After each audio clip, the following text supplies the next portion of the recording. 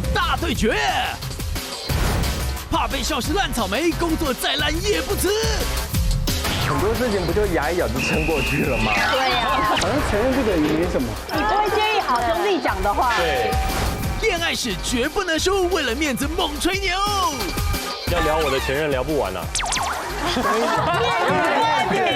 我都是前任的妈妈包红包给我。你这个主题不对，你是吹牛。爱面子磨人，这些事情通通能忍。没有在他面前放过屁、大过便嘛。我们是5天4夜，然后这个屎就憋到第5天，他真的撑不住。等一下，那你，所以你是一直忍着？对，我就一直忍着憋着。跟朋友出去玩，家庭旅游，厕所塞住了，然后爱面子爱到呢，徒手去把排泄物拿出来。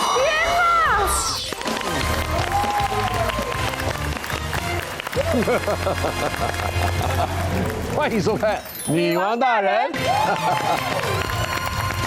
哎呦，陈哥啊，怎么八妹？下周末有没有空啊？哎，我这里我有。哎呀，这次是好康的啦。好康？我下周末要去澎湖主持一个长辈80大寿的生日宴。哟，我想说刚好可以带恩典恩语一起去玩嘛。他们从来没有去过澎湖，他们想到就兴奋的睡不着觉。一定要去的。对，事情是这样子的原来我以为一切都谈定了。万万没想到，原来业主还在我跟另外一位同职性艺人中间犹豫，到底要选谁来主持。谁是你同志性艺人？张秀清，秀清姐，这叫同志性艺人。性艺人哦。那人家是辣妹驾到，还能唱车站，你只能扮纸扎人，让全场打冷战。哎呦，不错，双压。不是啦。我其实也是觉得我赢不了啦，我就跟业主说，这一次的主持我愿意半买半相送，买巴玉送国城。这逻辑是不是怪怪的？哎呦，怎么会买葱送排骨呢？不管啦，总之业主已经欣然答应了啊，庆生宴他欣然答应，是我吧？他欣然答应，我就代替恩典恩语，谢谢陈哥阿伯啦，谢谢陈哥阿伯，来跪下跪下，来不要跪。今天我们邀请到一屋子都跟着巴玉一样，都曾经因为爱面子、争面子出过事的来宾，有吗？到底为什么会为了争面子却输了里子？这才是我们今天要关切的，好不好？马上欢迎他们出场。来介绍我们这边朱琦、李明顺，欢迎2位。欢迎我这边的杨森达、王以路，还有智商心理师海苔熊。海苔熊来了，他回来了。来介绍我们的女王团代表小胖阿 Q 还有 阿 Q，让我好好的看看端详一下。端详一下怎么样？没错，一屋子都是爱面子，都是非常好。根据2024人际互动报告，针对了18岁到60岁的成年男女进行调查哦。调查什么？有超过87%的受访者承认自己曾因为面子问题、嘴硬、坚持某个立场，而跟他人发生过争执。到底哪一些面子该争，哪一些不该争呢？马上进行女王大调查，面子一斤值多少？好，来了，弟弟。女友前任跟女友的妈妈非常的熟，就算分手之后也会经常联络。今年女友妈妈生日，前任包了一个2万块的大红包给她妈妈，让我有点尴尬。因为女友的前任本来家境就不错，是继承家业的小开啊，我有点不想被他比下去。但以我现在的收入，包2万的确有点吃紧。请问，我该为了面子硬送2万的红包或等值2万的礼物给女友妈妈吗？来，准备，请举牌。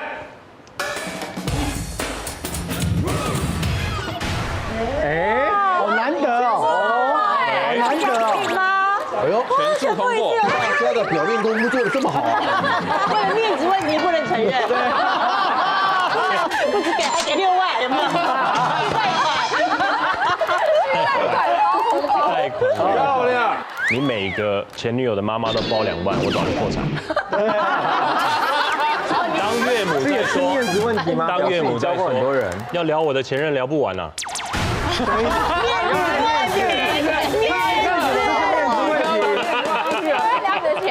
对，因为我觉得现在呢，如果你包这2万给他妈妈，下一次的时候你就要包更多钱，还有过年，还有中秋，而且说实在的，这只是男女朋友，又不是老公老婆。还有我都是前任的妈妈包红包给我啊。留住你。等一下，王以露，你这个主题不对，这是吹牛。喊抓。没有，我觉得是吹牛，他可能说，请你离开我儿子。然后误认为这个是钱红包了，不是祝福的红包。都没有人去质疑为什么那个前任要包红包给。对啊，关系很好，你干嘛再包？我就觉得人家妈妈很白目啊，为什么要收？对啊，很讨厌的。不要冷静，都已经还说他妈妈白目的，就是妈妈也不知道他会这样送啊。可是他不能收，很可疑对啊，可以。我觉得大家都忽略一个重点，就是他之所以会变成前任，一定是他有一些不可取的地方。那我会变成现任，就是因为我有可取的地方。那这跟钱是无关的，所以我不需要用钱去比。我是分2个观点啦，一个就是呢，好帅，人生就是这样子嘛，有钱出钱，有力出力，对不对？那你要出什么力？就是说啊，妈妈，你还需要什么吗？来，我帮你倒茶。哎，好哎，啊，妈妈辛苦了，辛苦了。对。哇，妈妈，哇，来，妈妈，我帮你把红包收好，这样子。被拿走。对不对？有钱出钱，有力出力。另外一个观点是这样子，通常付钱人都是已经离婚的前夫。啊，那就是他该付的他的赡养费，那是他的问题啊。他有什么补偿的事情我不知道啊。补偿心态，他可能就是晚上表现不好，他只好这样补偿。我们这时候接置入了吗？所以通常如果你要表现好，拿到好红包的话呢，我们就今天带来这个跟大家。好，有点离题了，不好意思啊。还来用总结。刚阿 Q 就问舅好奇怪，那为什么长辈要收这个钱呢？大家忽略掉一点哦，很多人在一起之后呢，好像变得有点像家人的感觉。会，对，所以会有这种，尽管我们分手，好像对方的爸妈好像跟我仍然有一点很像是爸妈跟孩子的这种感觉，所以还是会维系这种类似亲人的关系。所以这种关系它是在分手后仍然会继续延续的。那我们没有办法去摄入说爸妈跟其他人的关系嘛，所以爸爸妈妈收这个钱是他们要收，或是想要继续维系跟子辈就是下一代的关系，这是没有任何问题的。只是其实刚刚小胖也讲的也很好，就是说如果爸妈真的收了这个钱，那也跟你没有关系，那你还是可以决定你要不要送礼物，这是应该要课题分离的。我们基本上在这边做问卷，很少一次大家就举同一个答案，对啊，蛮少，大家一定意见分歧。但没想到这题没那么太多悬念，因为它真是因人而异，你家的事。对。来下一题。来，第2题，我是公司的高级主管阶层，公司尾牙抽奖的时候，位阶比我低的小主管抽到5万，当场大方捐出来给大家抽奖，全场鼓掌叫好。结果换我抽奖，我竟然抽到最大奖7万块，全场鼓噪我捐出来，就连小主管5万都捐了。我身为大主管，一定也要捐出来吧？但我也只是个领薪水的人。但不捐好像又显得我小气，请问我要捐出来吗？好，你该不该捐出来？协议举办。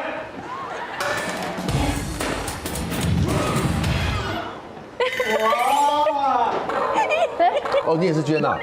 我主持过很多的尾牙，当然就是当小主管全部捐出来之后，你大主管一抽到，你知道你不捐出来，台下会一片安静，那个脸色有多失望，好像你们家股价跌到跌停板的感觉，你能不捐吗？还有那就是说，你既然是抽到的嘛，那你捐出去当做你没来过。对，我跟你讲，主管就是抽到之后，我还加码最大奖，然后我还加2万上去，然后我还分成大概如果是8万就分成8万8包一起抽，8个人，然后大家就会嗨8次，这样延续整个场面很热烈的感觉。8万块换全公司对你一个尊敬，超级值得，超值。确实没错。他刚刚说的那整个环境基本上就是个社死现场。只要你敢说我这边我手头最近有点紧，完了。你有迟疑，你就不帅气，你就不要捐。你要用什么情绪说我不捐？你没办法说我不捐，不能有开心，不能有很开心的我不捐，你只能是那种我不要，这个多难看！那大家看你很尴尬，然后你这样不要走到座位上，那个路程中所有人都很尴尬那边看着你。社死现场，对，很尴尬，不能捐。为什么？因为你不知道那在尾牙的第几环节。尾牙有时候他写最大奖嘞，对，你尾牙抽奖的时候，你到那个地方，小主管如果他出过社会，整个公司其实就是一个社会。你小主管在没有跟大主管讨论说要不要捐，你突然把他拱到5万的时候，大主管接下来的棋就不好下。小主管完了。那如果你接下来大主管上面还有总经理，他抽到保时捷，要不要捐？捐啊！捐啊！所以你们就是不知道，他当下也许说他捐，可是事实上这已经超出他预想控制的这个场，不可能哦。所以他不会因为一时的气氛，然后就这样，哎，你捐我就捐，那怎样？整个公司谁是老大？那如果我最后只打算包6000，结果你突然搞了一个5万出来，我接下来怎么收尾？哦，哎呦，所以啦，对，不能捐。想好远。哎呦，你不捐，你那个态度你怎么表现？而且小主管的接下来他的那个仕途也岌岌可危。可是怎么演呢？你怎么演？你当下抽到了，然后不捐，你要怎么演？当下就说，哎，抽到了，哎，我7万，真的假的？我等一下研究一下。因为以位阶来说，小主管都捐了，我是大主管就一定要捐。是啊，而且我觉得这是一个天上掉下来的机会，就我白白拿到7万块，那我是捐出去就做个面子，一个表现。而且在全公司如果口袋还有一点点余额的话，对，你只要加个1-2万，气氛就不一样了，完全不一样，会爆炸。人家一天要捐很多钱，我只要加1-2万，他整个感受上就不一样。对呀，他感受差很多。你就想人家下面一定爽死。那个叫功德心。对。为什么海苔兄你举叉？哦，就是因为我很穷。然后我如果真的抽到，我就会跪在台上跟他说：“拜托，求捐给我，顺手捐7万，救海苔熊。”我没想过哎，我就会这样跟大家说。这个招好棒哦，捐给他。不过我说明一下啊，就是刚刚其实森达说的那个情况是真实有发生的，就是他们譬如说几个主管在尾牙之前就已经讨论好说，这种情况如果发生的话，我们是要集体捐呢，还是集体不捐呢？哈，然后就已经瞧好了哈。结果其中有一个中阶主管呢就冲康，结果没想到尾牙一过后他就被冷冻。因为他整个跟大家讨论的结果是不一样的。那前提是因为他没有讲好。对，所以其实比较好的做法是在尾牙之前，几个高层的主管就先想好，或是有一个事先的讨论，而不是等到事情发生，因为这个大家一定会预想得到的嘛。的时候再来那边大家面子之争要怎么办？你举圈的原因是什么？我是用这个来买接下来在公司很好生存的一张门票。你觉得绝对有帮助？很有帮助啊，因为我在乎的是现场气氛，然后我觉得那些钱都是多的。对，现场就直接捐出来，就是帅气的。这其实一个动作，一个摆手，这太帅了，帅惨了，你知道？那摆手那个比川普还好看呢，真的，好帅啊！哇，陈哥都是这样，我们在录影不要配杂音。不好意思。第三题，我的好兄弟先前离职，曾经开玩笑呛他是臭草莓族，连3个月都撑不了，让他非常不爽。哇，现在风水轮流转啦，我换了新工作也适应不良，内心真的不想浪费时间，想赶快离职，但又想到离职后这件事又会被他拿出来狂讲狂消遣。请问我要为了面子硬撑过3个月吗？请举牌。我为了有2个圈，哇，怎么可能？有这么爱，所以你们两个是火龙果，我们8比2。我们听完这2个的说法，我们随便派2咖，有想法来攻击他们就可以。随便派啊，8比2，人呢？8比2，这太悬殊了。李德川，很多事情不就牙一咬就撑过去了吗？对呀，对，你2个月跟等一下，你多撑2个月不是臭草莓了？对呀，对，你就牙一咬就过啦。是他比他久了，又不是说你撑过去没有钱拿，你一样有领到薪水，那我可能后面2个月我就摆烂呐。其实人呐，最做底线就是保持呼吸就好了。所以你就撑过那3个月，在哪有什么差是吧？对呀，没有什么日子太难过的。既然都是好兄弟，你上一秒说烂草莓、臭草莓，你下一秒你当然也要让他回敬臭榴莲、臭榴莲，这才是好兄弟你来我往。这种不健康的关系啊！真正的好兄弟怎么可能？对啊，我怎么可能会你骂我2句我走心，然后接下来我要跟，那这就不是好兄弟，这就不是好兄弟。大前提好兄弟就是你烂我也烂，人生好透彻，你不会介意好兄弟讲的话，对你烂。对，因为我有发生过一样的，我以前也很爱面子，就是我有一次跟我朋友吃饭，然后他问我说等一下要干嘛，我说要去找我女朋友，然后他就说为什么你每次都去找女朋友？他说你马子狗，每次都哪有男生整天去女生家的什么的，我那时候就面子就，哦对耶，我不能马子狗哎。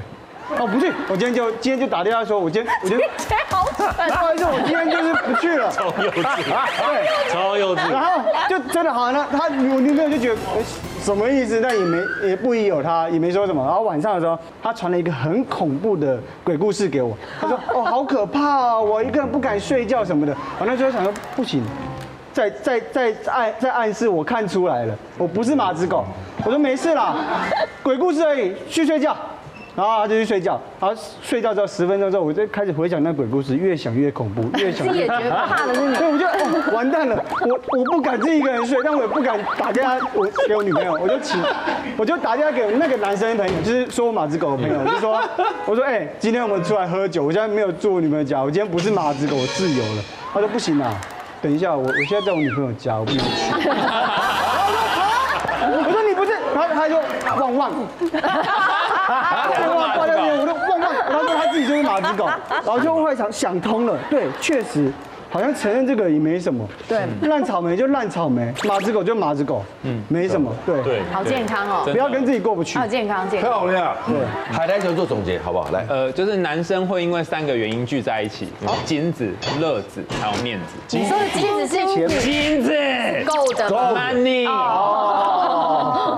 金子、乐子跟面子。然后后面2个尤其特别哈，就一开始为了争面子，但是争来争去呢，到最后就变乐子，就像刚刚申达讲的说，哎，你买这个哈，然后我才不是啊，然后2个人就开始有趣，然后2个人其实感情还是蛮好的，这样比较健康。对，接下来我们刚刚讲到别人，第2阶段，为了面子争口气，结果却事情发生在你们身上啊！表情符号先亮个表情符号来看一下。好。哎呦哇，好可爱哦！怎么会有这种表情？怎么那么可爱？杨正达那个是受伤的，对呀，啊，你受伤啊？头破血流，受伤。那这是开心，哎呦，开心的，还笑得出来，是开心。这样的事情你还笑得出来？面子问题。然后是朱时瑜的什么？尴尬哦，想看面有难色。你这个是冒冷汗，头上长瘤。哎呦，事情是这样子，大家都知道我的荧幕形象就是聪明伶俐，对吧？人美歌甜，对。然后我又常常出国旅游，是谁骗你的？大家都这样说啊。你知道人美歌甜啊？人美歌甜，他自己对啊，他自己说的。然后就我常出国玩，大家也都知道，而且我都一个人出去独旅，表示我很有办法。但偶尔我们也是会跟朋友一起出去玩。那一次我们是去巴黎，我已经去过应该有个10几20次了，很熟。多次哦。那一天呢，我们就是呢，基本上因为每次都8个人行动，所以出去就一整团人。那一天我们要我要带他们去老佛爷买东西，因为那边是什么都有嘛，然后退税也方便。我想说 OK， 那我们那天行程就是这件事。那因为呢，我个人是这样子，因为我平常都自己出去玩，我就是比较随性的路线，我就走到哪逛到哪。还有，因为本人方向感非常好，所以我从来我几乎是不迷路的。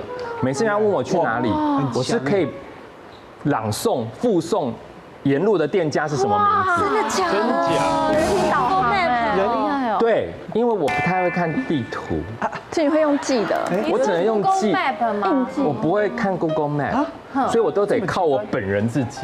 但那天因为大家意见太多，有人要喝星巴克，你知道那边有一家很特别，星巴克在右边，我就先往右边去。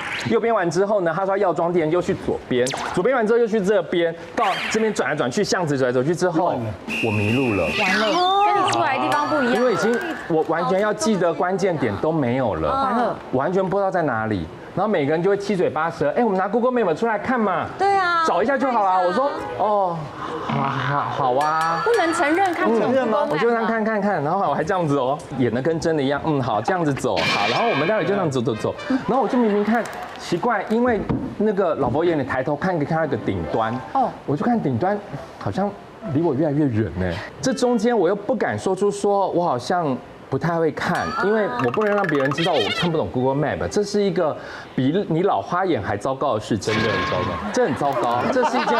给他落井下石。刚才我还叫他老师，现在听完我。子磨人，这些事情通通能忍。没有在他面前放过屁、大过便嘛。我们是5天4夜，然后这个屎就憋到第5天，他真的撑不住。等一下，那你，所以你是一直忍着？对，我就一直忍着憋着。跟朋友出去玩，家庭旅游，厕所塞住了，然后爱面子爱到呢，徒手把排泄物拿出来。天哪！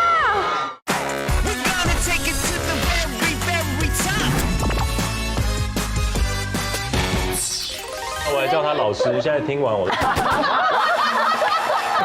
然后我就是因为我自己也觉得怪怪毛毛的，然后我就只好说，哎，差不多了，我就差不多了，我就把它收起来，我差不多知道位置了，我不用再看 Google Map 了，我真的就是趁他们这边说，我先带你们去逛一家当地人才会去逛的店，我们不要一直走观光客的路线，老佛爷待会再去。我就先就是随便开一家店就先走进去，因为我要趁他们走进去逛街的时候走出来这样子。好危险！你们懂那个心情吗？了解。我要走出来，赶快再东看西看，好辛苦。对，然后到了没有？到了。最后当然有到，大概过了1个半小时。天哪！因为我就真的是把他们带得越带越远了。大家都没有发现中间出了什么？没有，就是逛完那些店之后，有人走出来说。我刚刚查了 Google Map， 我们好像走的是反方向哎。那你怎么办？那你怎么办？我就说，因为我想要带你们来这家店。硬凹，可是大家会看得出来吧？我觉得冒冷汗是我们现在听到的心情。还好我们没有跟这一趟。没有太可怕 ，Google Map 你适合一个人独旅。对，真的迷路也没关系，我自己迷路没关系，最起码大家不知道，带着大家，而且真的压力很大。你知道到晚上他们又拿这件事来笑我的时候，我真的觉得我好想把自己掐死。小豹，你听说你出国也出现了问题？对，也是出国发生的事情。就那时候我跟当时刚交往的男朋友，然后跟我的好朋友一起2个 double day 去日本玩。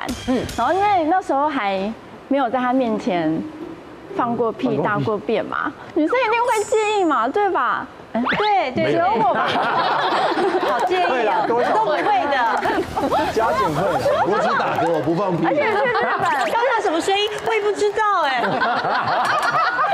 去日本住 Airbnb， 然后他刚好2间，他就2个房间，就大家共用一个厕所，所以我们4个人要共用一个厕所，我没有办法接受当时的男朋友闻到我的那个。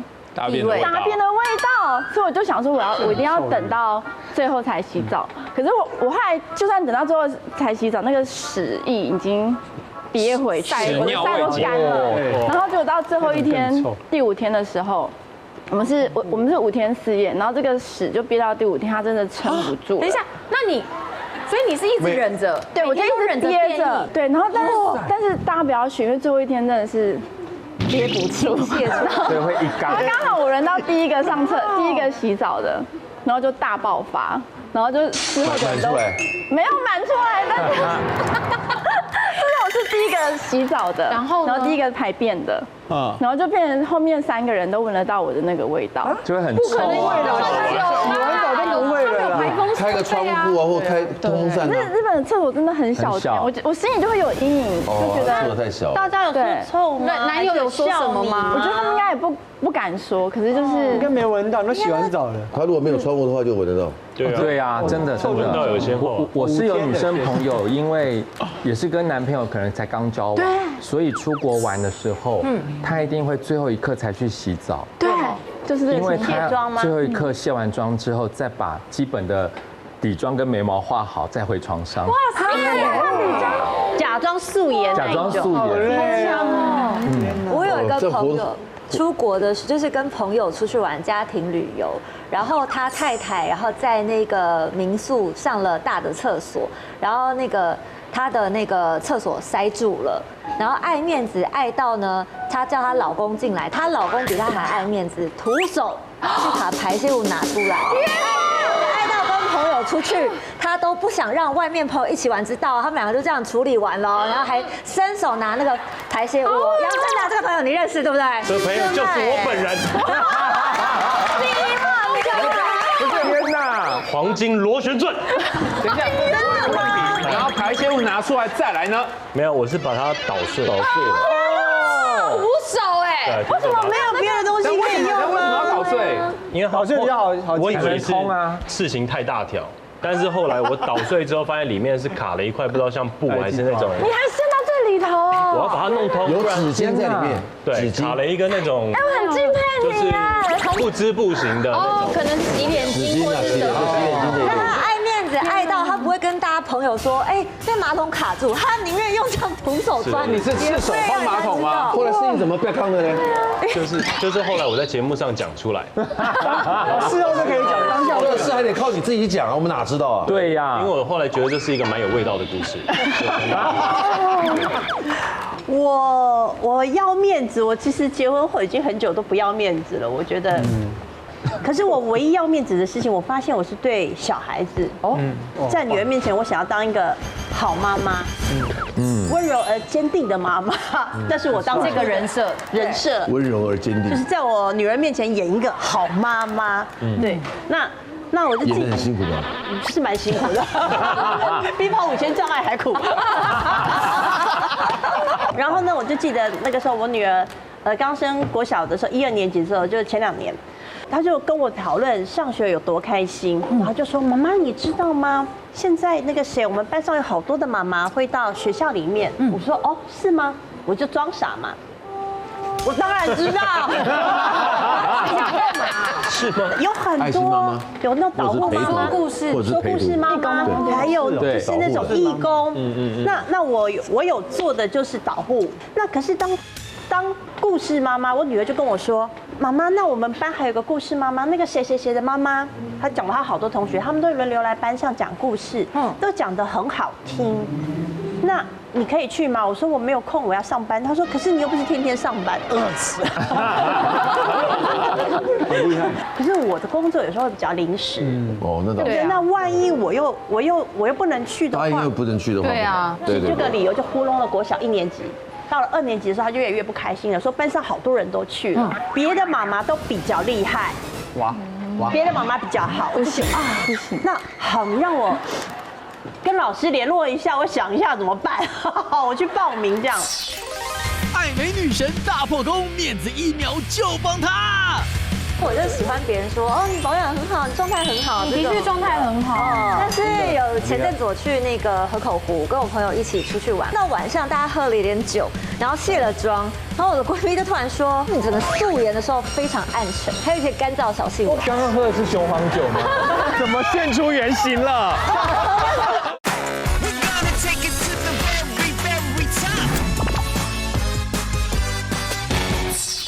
所以呢，我要去了，他就哦耶耶，他说那你知道怎么讲故事吗？我说就讲故事啊，老师他们说可以讲2到3本书，然后要讲40分钟，好久，好久，专场的一个专场，不是只讲哈利波特，不是只讲15分钟吗？他已经是个商演了，你知道吧？是，然后我说好，我们就找好书以后，我就陪女儿找完书去图书馆，他说好。那你讲一遍给我听。我说哈，我听讲，厂商要先rehearsal给他看。哇，从事演艺工作，这讲话有什么难的？是。我也觉得因为我从事演艺工作，我可以的。我告诉我自己，讲了一遍说 no no no。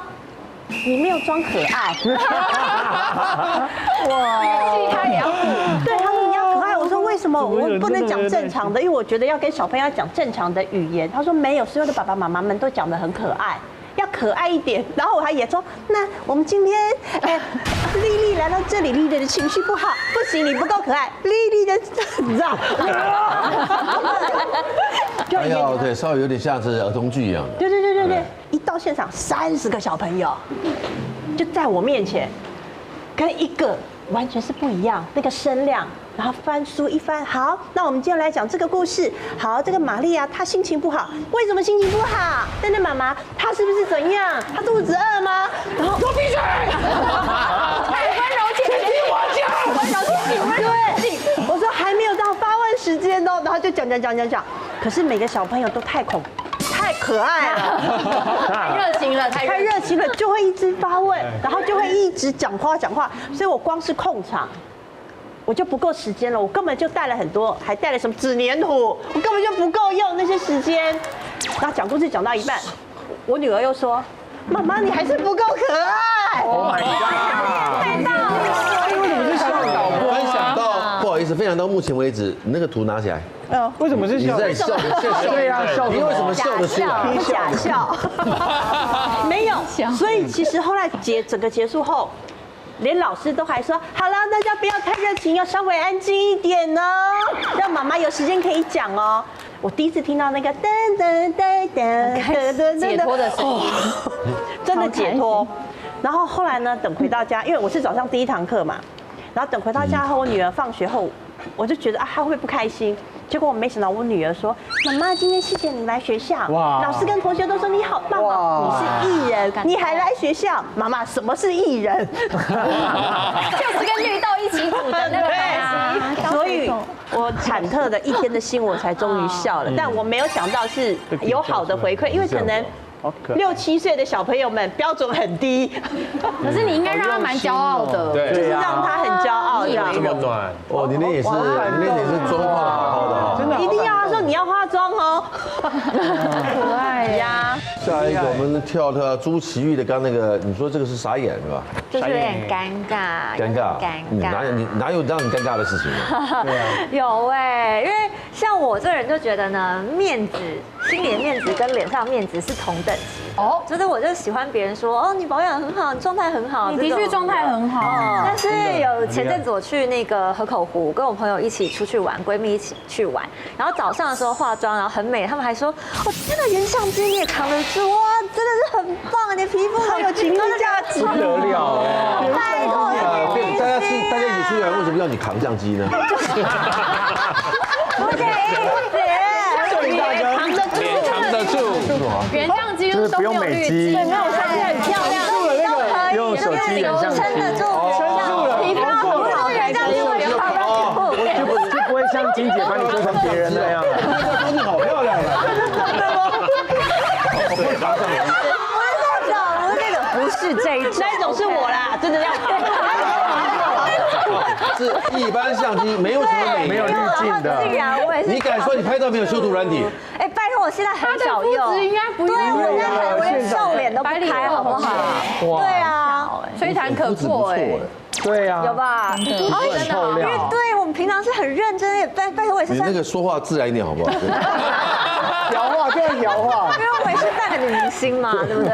所以我就觉得很开心。但是到晚上，大家喝了一点酒，然后卸了妆，然后我的闺蜜就突然说：“现出原形。”你不是女明星吗？她说你整个素颜的时候非常暗沉，还有一些干燥小细纹。我不信，真的。她说你看你旁边那个地方妈妈，就是我另外一个闺蜜。地方妈妈。对，她说她地方妈妈的脸都比我亮。你知道，当时她就觉得说怎么可能？然后一看她说，这男蛮亮的，但我不能表现出来，因为我就是觉得面子很重要。然后我就说。拜托，我是因为这几天真的，我为了你们我都没有保养，因为我怕我保养起来太又甩锅了。我不知道，要不然这样的话，你会觉得很严重，那你会很自卑。你在研究是刚刚喝的是雄黄酒吗？杨生达爱面子帮朋友，竟让自己身受重伤。我那时候去健身房。要求的比军队的规格还高，那殊不知我那时候的好身材就被我朋友盯上，他那时候他就跟我说：“真的，我觉得你带着你这周围的一些朋友，我觉得你们可以做一件事情。”我说：“什么事？”他说：“我说没有问题，我就冲全力。”然后我就突然就单脚就这样下跪，就没力气了，很危险呢。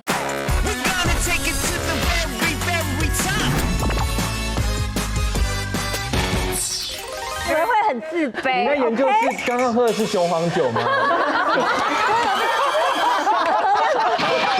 你刚刚喝的是雄黄酒。你们太漂亮了，变出原形了。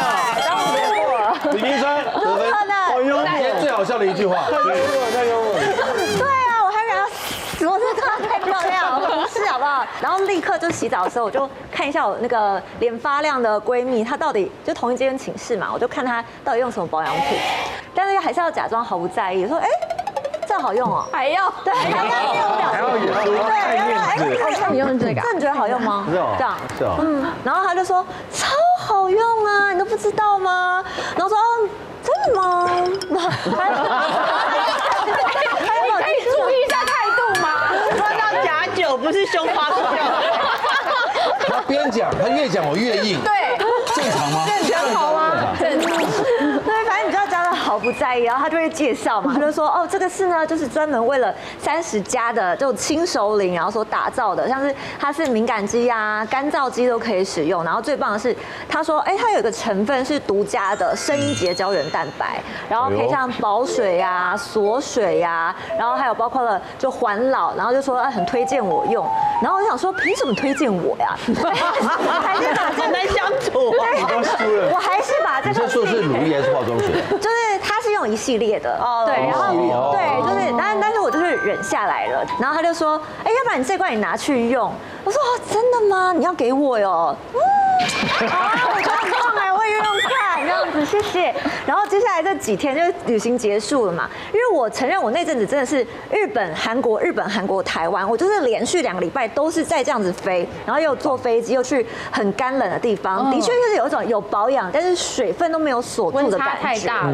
对，然后我就偷偷不是把那罐，然后一系列，然后我就用了那个它的，尤其是那个保湿乳液，然后我就觉得天啊，超级有感的，然后我就也不好意思传简讯说哦，就是超级棒什么之类的，就只能说，我觉得你很会选保养品哎，对，的确就是这样，知道就是脸有 Q 弹，然后很湿润的感觉，就真的觉得说，我真的觉得超级有感，整个保养的状态都就是这样，对。但是今天呢，如果这么好的保养品，就我会带来分享给大家，有带来，我有带来就来看看喽。一整套。对，但是呢，我当初呢用的这个呢，就是逆龄抚纹系列的润泽保湿乳。我先给大家看一下它的质地哦，它非常的清爽，大家可以看一下。你看它呢，轻轻的这样子抹开就变成水状了，延展性很高，而且非常好吸收。这样子稍微晕开、涂抹开，它就吸收了，完全不黏腻哦，没有负担。左右手比较一下。是不是差很多？很润的感觉，一边就很有光泽，一边很透亮，很润，对不对？老师，你看，你摸摸看我的手，对啊，超润，而且很滑，马上就吸收了，有没有？对。像我平常呢，就是涂完脸啊之后，然后我还会比如带一点在脖子啊，或是颈部啊，就这样子，轻轻的滑过去，然后再在锁骨这边，这样肩颈就会觉得皮肤很放松。然后整个身心灵都很放松，对啊，优雅吧？谁刚说我是蛇的？怎么样，蛇不优雅吗？你这个青蛇。你这个白蛇。白蛇是娘娘，你是妃女。你这个妃女，你只是心。我要优雅。好，这一瓶真的是我们的干肌救星里面的成分呢，它有非常厉害的双效环老成分，像是呢黄金荷荷巴油以及植物的角鲨烷，它就可以在肌肤形成一个保护盾，对，然后呢就可以防止我们的水分流失。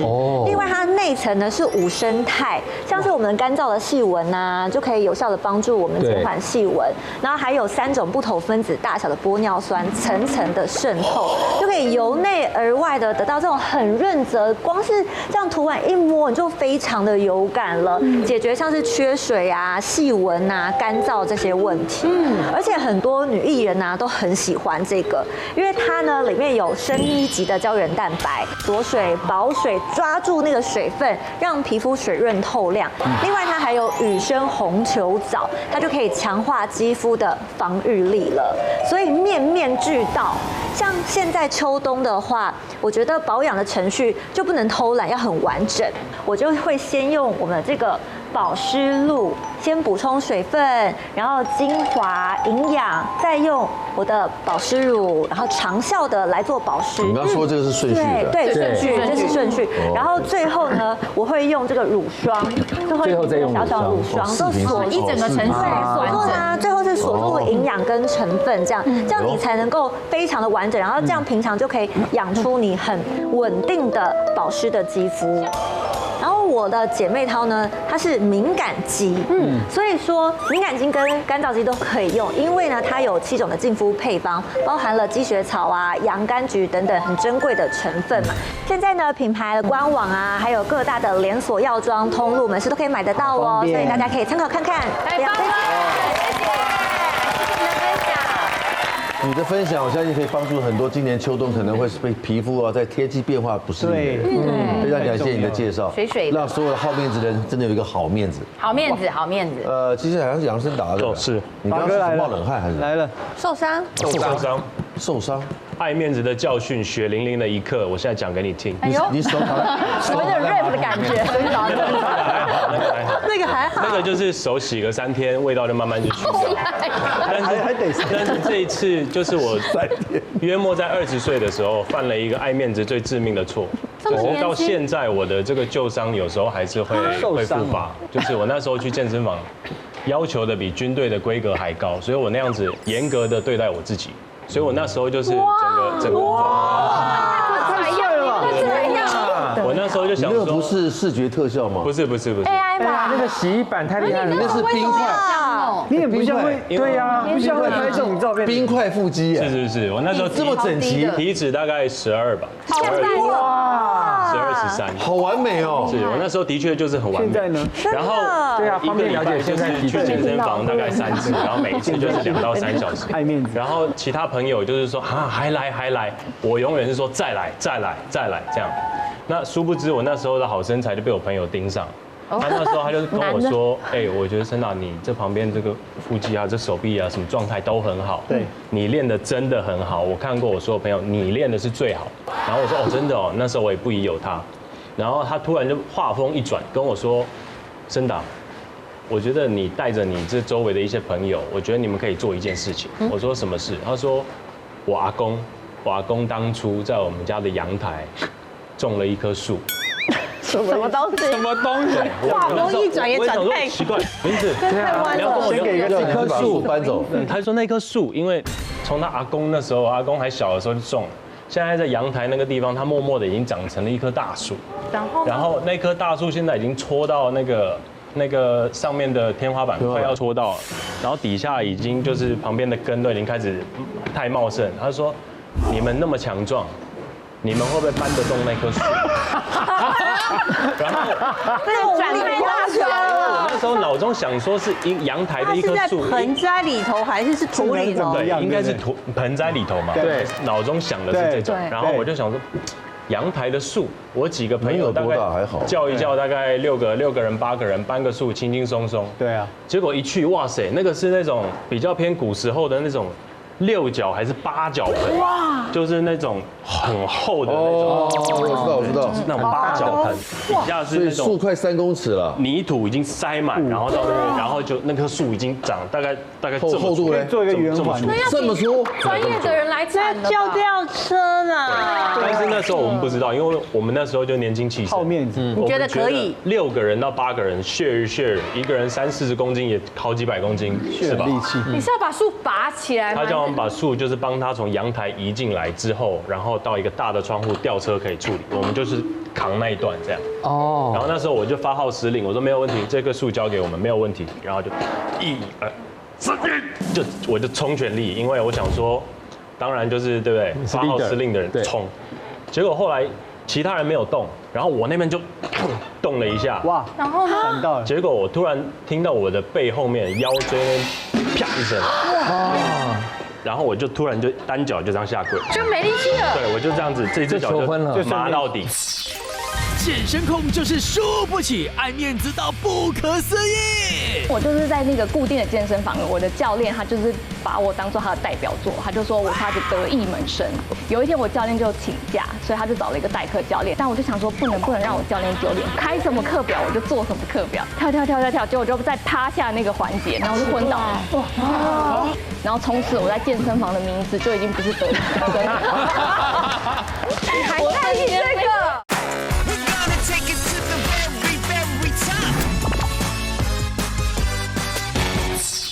这只脚就麻到底，对，麻到底之后，下一秒我就这样抖，然后这样站起来，然后我的这边就开始冒汗，然后我也没有去看医生，我就回家。这件事情我躺了快2个礼拜。你觉得一下就可以恢复吧？我觉得就是闪到腰，就很危险。对，就变成现在的旧伤。哇！这也是我人生中很后悔，就是把我的腰竟然用在一个搬树这么。对啊，这样再老一点会后遗症会出来。哇，我靠，得不偿失哎，真的得不偿失哎。我们那边有没有还有健身爱面子的？健身爱面子特别，你也有啊？对对对，怎么会是你呢？因为我就是健身的 YouTuber， 就是我就是专门拍健身的。哦，是。对，然后因为我1个礼拜大概会去3次左右的健身房，我就跟他一样。对，我就很爱健身。我看一下你的冰块肌吧，来。目前没有。身比较难练。对，我有点难练，最近吃太多，但反正我就是在那个固定的健身房，我的教练他就是把我当做他的代表作，他就说我是他的得意门生，这样子对，所以有一天我教练就请假，所以他就找了一个代课教练，然后代课教练一上来就说，哎呦，听说你是某某某教练的得意门生，今天应该可以很操吧？我就说，好啊 ，OK， 对，操一下 OK。然后但那天我就月经来，我其实本来就有点不舒服，但我就想说不能让我教练丢脸，不是只有我的面子，我教练的面子我也要顾这样。哎呦，对我就想我说好，你开什么课表我就做什么课表这样，然后就开始做一阵子之后，我就已经觉得有点喘，然后脸色发白，然后教练就对那个代课教练就说你要不要休息一下？我就说没关系，我可以继续。他说好，那我们接下来做波比跳。哎呦，超累的，这样子，对，超累耶，很可怕。然后我听到真的有点腿软，但我想说不行，我就说好，那你给我1分钟，我在旁边这样喘了1分钟之后，他要波比跳，他说那你一开始就先跳个20个。这样叫我在原地跳20个，跳，结果就在趴下那个环节，就是波比我往上跳，然后再趴下环节，我突然一阵晕眩，然后就昏倒。对，我就趴在地上，我就昏倒，我完全没意识，昏了1分钟。就是我可能就是不知道突然缺氧还是什么，就趴在地上。对，因为就是跳起来，然后可能血压又太低，我就趴在地上1分钟，然后就旁边就是开叽叽喳喳，然后他们说你还好吗？我们刚刚差点帮你叫救护车什么之类的。然后从此我在健身房的名字就已经不是得意门生了。你还在意这个？对，我瞬间被改名，就说然后就是像他们看我的教练就会说，不要让他太累啊，他会昏倒，他会昏倒。丢脸！你以前健成这样子哦？怎么得意门生？你差点就要往生了。对，昏倒。就是我平常健身太瘦了。可是那个你也做瑜伽，那个再严重点，很可能在当下就横纹肌溶解了。真的。对，我就觉得说哇，我下次不能再硬盯了。真的不能。好，今天的爱面子走向，这个爱面子是人皆有之啊，只是程度的大小不同。希望大家都能够放下面子的重担，留住心里的坦然，好不好？女王大人祝福大家，现场每位祝福。OK， 我们下次再见。See you， 拜拜。